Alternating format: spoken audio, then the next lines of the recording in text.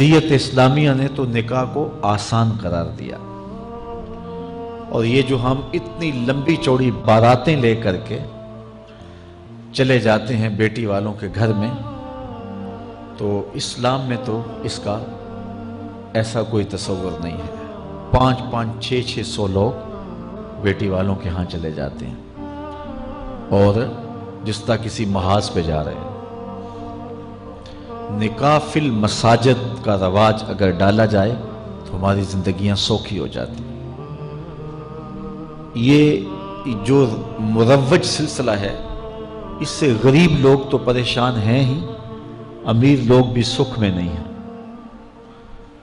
आज 1-1 करोड़ रुपया शादी पे खर्च आ रहा है, और जिसकी 4 बेटियां हैं वो सारी जिंदगी इसी काम में ही लगा रहता है।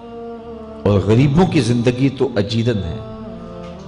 गरीब की बेटियां सुगड़ हैं, समझदार हैं, संजीदा व मतीन हैं, पढ़ी लिखी हैं, खूबसूरत हैं, लेकिन उनके रिश्ते कबूल इसलिए नहीं किए जा रहे कि उनके पास देने के लिए कुछ नहीं है। और अब एक सिलसिला चला जहेज फंड का और इज्तिमाई शादियों का,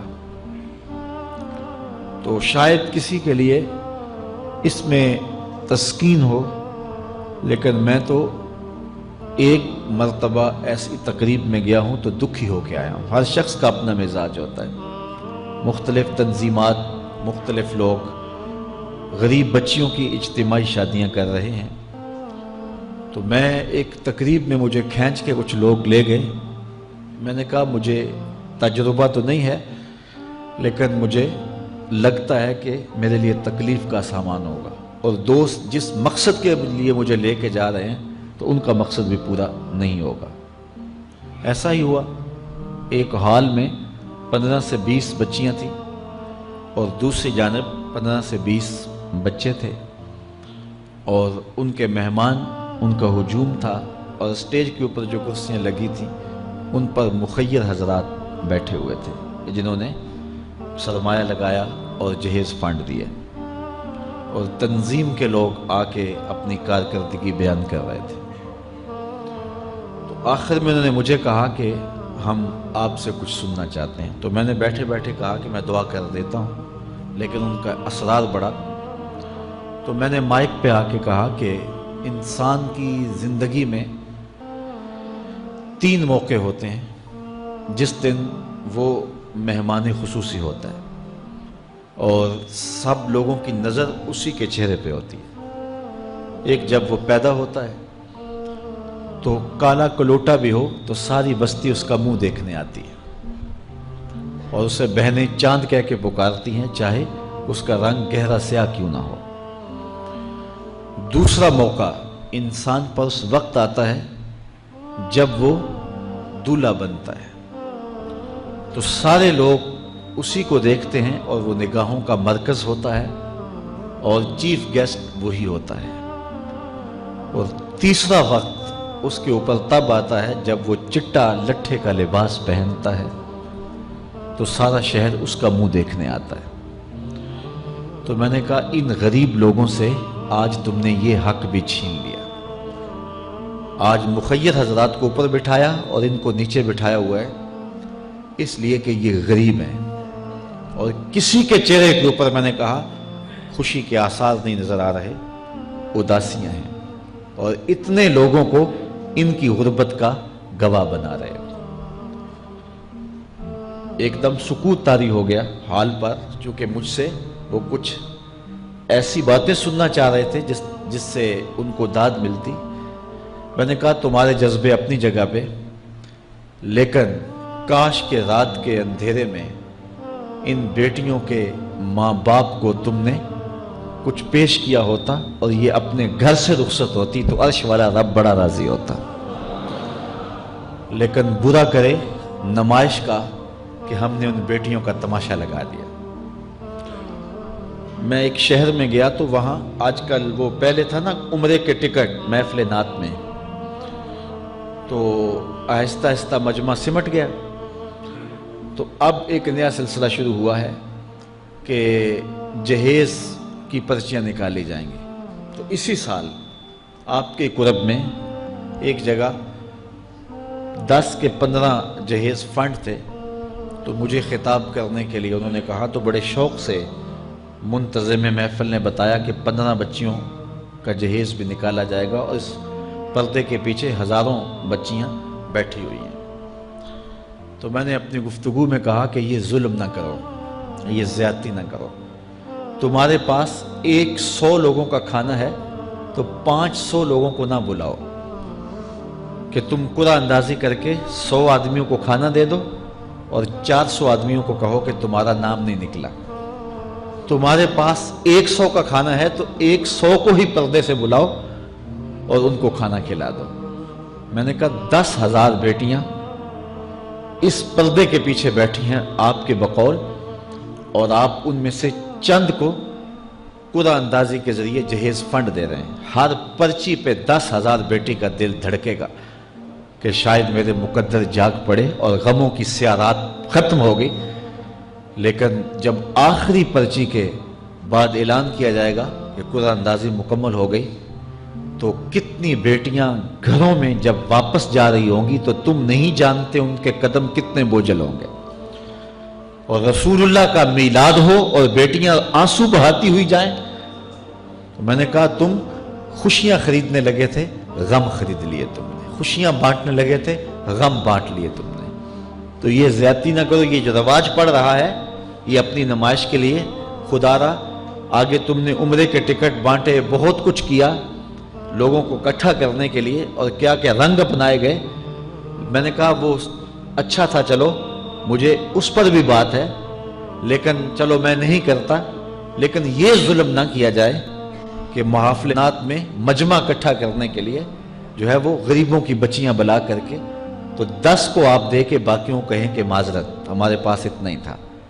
تو آپ کے پاس 100 کا کھانا ہے، 100 کا پانی ہے، تو 500 پیاسوں کو نہ بلائیں، 500 بھوکوں کو نہ بلائیں، 100 کو ہی بلا کر کے پردے سے جو ہے وہ ان کی مدد کریں۔